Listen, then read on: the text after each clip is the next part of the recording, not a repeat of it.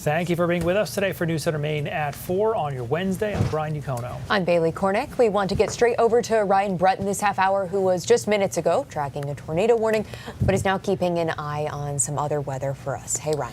Yeah, not often you have an empty chair there at 4 o'clock. A little busy the last half hour in the Weather Center. Thanks for being here, everybody. And want to give you an update on what our situation is right now. We had a tornado warning that came out for Skowhegan just after 3:30. There was a report of a funnel cloud in Norridgewock that triggered that tornado warning for Skowhegan. That has been allowed to expire. But there are clusters of thunderstorms moving through central and northern Maine that are still severe at this point. Even though we don't have any tornado warnings, there are still some powerful storms out there. The one that's most concerning at this point, and if you've been with us for the last 15 minutes or so, we've been talking about this storm that's come out of Harmony into Ripley and now into Dexter. They have expanded the severe thunderstorm warning to the northeast, as we were just talking about, say, 5 minutes ago, to include Dexter. And this is now moving toward Dover-Foxcroft. Now, the primary concern here is likely some damaging wind gusts, but they do have this tag on the warning, as we talked about within the last 10 minutes, that says a tornado is possible. So if you know anybody who's at Sebec Lake, be a good idea to give them a call. The worst of this storm may go south of Sebec Lake, but Dexter, some of the lakes and ponds around there, time to be inside, and this is going to be moving up toward Dover, the town of Atkinson, and then if it holds together, Milo as well. There are some indications of rotation within this storm, but it's not strong enough to indicate a tornado warning at this point in time. So we're going to keep watching this storm. Again, severe thunderstorm warning, including parts of Penobscot and Piscataquis counties in the area from Dexter to Dover-Foxcroft over to Garland and Charlestown. That's up until 4:45. Another warning to show you, this is coming out of the Northwoods, northern Piscataquis County. This is going to be traveling up toward the Katahdin region, and there's actually another warning that just came out until 4:45 for this kind of line of storms that should pass north of Katahdin, and it will approach the Presque Isle area as we get toward 5 o'clock. To the south, the severe weather risk is over. The dew points are actually going to start dropping in southern Maine pretty soon. This is all with a front that ends the humidity.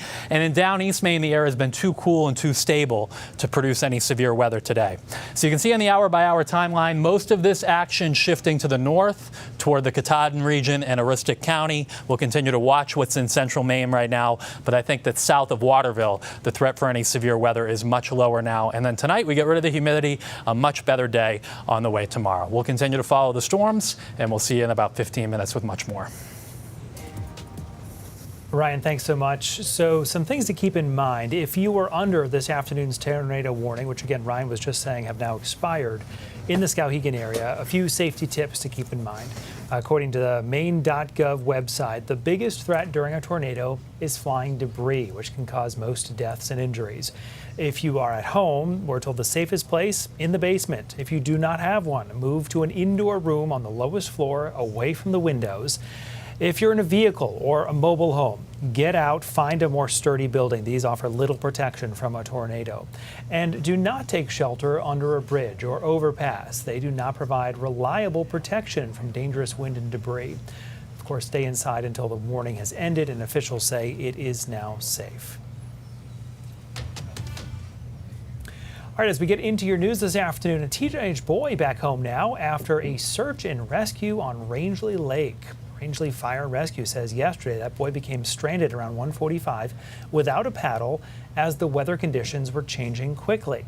A Border Patrol helicopter called in to help with that search there, along with civilian boaters. In less than 15 minutes, the teen had drifted about 1.5 miles from the shore. Rescuers threw him a life jacket and say he was cold, fatigued, and in distress. The boy was taken to the hospital to be checked out. Rangeley Fire and Rescue says that incident is a reminder that conditions, as we just saw this afternoon as well, on the water can change very quickly within minutes, and to always be prepared.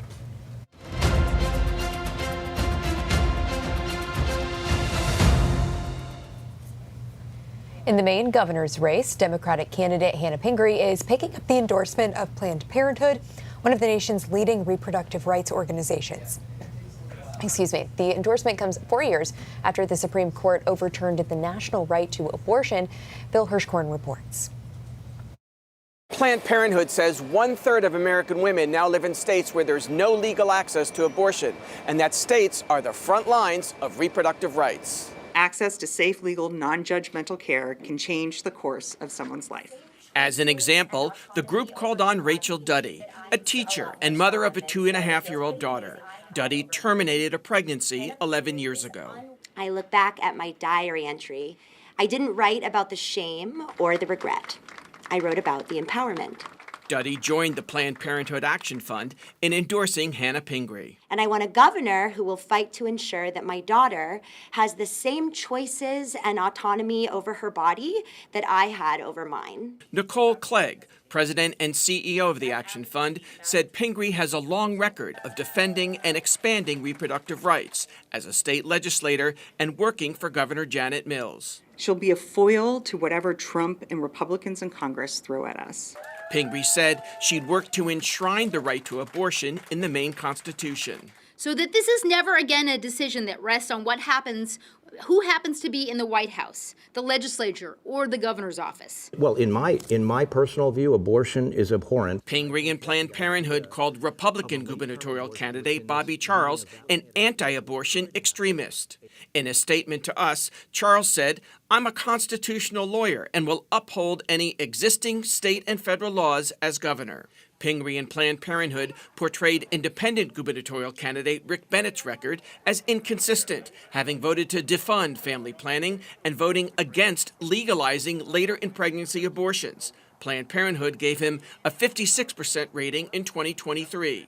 In a written statement to us, Bennett said, "I have always supported a woman's right to choose. More than 3 decades ago, I co-sponsored the law that codified Roe v. Wade into Maine law. And last year, I was proud to earn a 92% rating from Planned Parenthood Maine Action Fund, reflecting strong, consistent support for reproductive health access with patient protections. Women deserve the freedom, privacy, and dignity to make their own health care decisions, and I continue to support those protections today." I will defend access to reproductive health care in every single part of the state. Not just in Portland or Bangor, but in rural Maine too, where a woman could already be more than an hour from her nearest health care provider. Pingree said her other priorities as governor would include making sure family planning clinics are adequately funded and stockpiling the abortion pill, mifepristone. In Portland, Phil Hirschkorn for News Center, Maine. We are learning more today about the ICE facility in Scarborough after Massachusetts Senator Ed Markey made an unscheduled visit there. In a video posted to X, Markey says ICE confirmed the agent who shot and killed Johan Guerrero in Biddeford last week worked at the Scarborough facility. Markey also says ICE told him agents at the facility do not wear body cameras and do not receive training there. Maine Congresswoman Shelley Pingree toured the facility last December after concerns that immigrants were not being allowed to bring in legal representation. Pingree says that issue appears to have been resolved. She says the facility is used for immigration check-ins and includes holding cells where people can be held for short periods of time.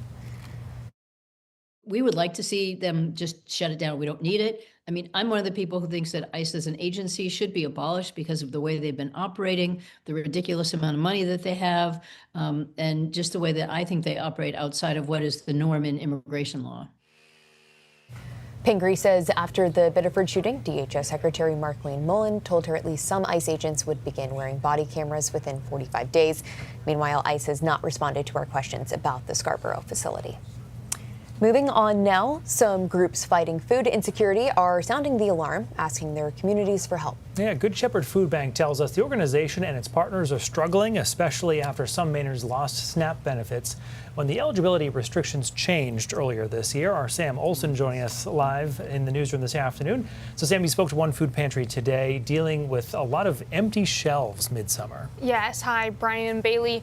So the Harrison Food Bank in Western Maine has bare shelves. Its executive director says is the worst she's ever seen there. Sandy Sweat says right now the only dry goods the pantry has are raisins, oatmeal, and refried beans. Sweat says they feed 1,000 families a week, saying they typically give out 2 boxes and make enough to make some full meals out of it. But about a month ago, she says they went down to 1 box per family because they just don't have enough food.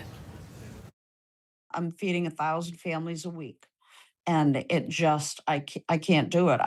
I've had people call me my deliveries. I've got 460 deliveries, and I'm having people call me saying, what's going on? And there's nothing in the boxes. And it's true. I mean, the dry goods we don't have hardly any dry goods anymore.